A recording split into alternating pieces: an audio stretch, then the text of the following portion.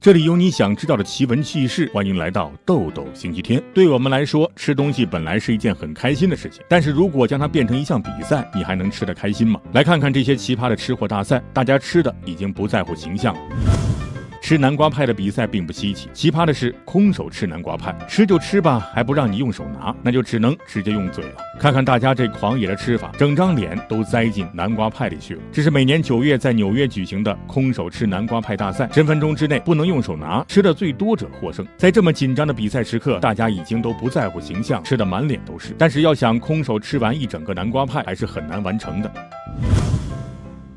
没想到真的会有这么重口味的比赛，1分钟之内吃大蒜的数量最多的人获胜，而且大蒜都是由当地农场提供的新鲜大蒜，这种辛辣刺激的味道想想都受不了。有些朋友为了更快速的吃大蒜，采用一边吃蒜一边喝水的方法，这样能稍微缓和一下辛辣的味道，是一个聪明的办法，但是估计吃完你的胃就要受罪了。这项比赛可以说是所有吃货大赛中最重口味的比赛，比赛现场都是很重的大蒜味道，这对于不爱吃大蒜的人来说无疑是一种折磨。美国每年都会举行的吃鸡翅大赛，规定时间内吃的鸡翅最多就获胜。鸡翅大家平时都应该吃过，骨头比肉多，一不小心还会戳到嘴，可想而知，这么快速的吃鸡翅大赛，嘴巴可就会遭罪。而且提供的鸡翅还是带有辣椒的，所以你不仅要吃得快，你还要能吃辣。更让人不可思议的是，曾经有一位女性还最快吃了636个鸡翅，成为了这项比赛的最快纪录。后来才被另一位男性参赛者以444个鸡翅打破了他的纪录。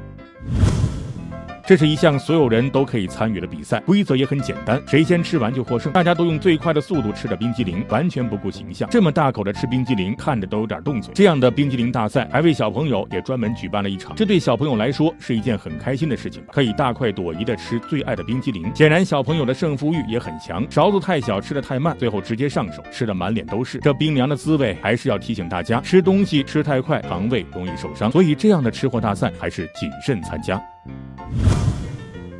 看完这些有趣的吃货大赛，有没有勾起你的食欲呢？你还听说过哪些奇葩的比赛吗？欢迎在评论区留言，记得关注和点赞。我们下期节目再见。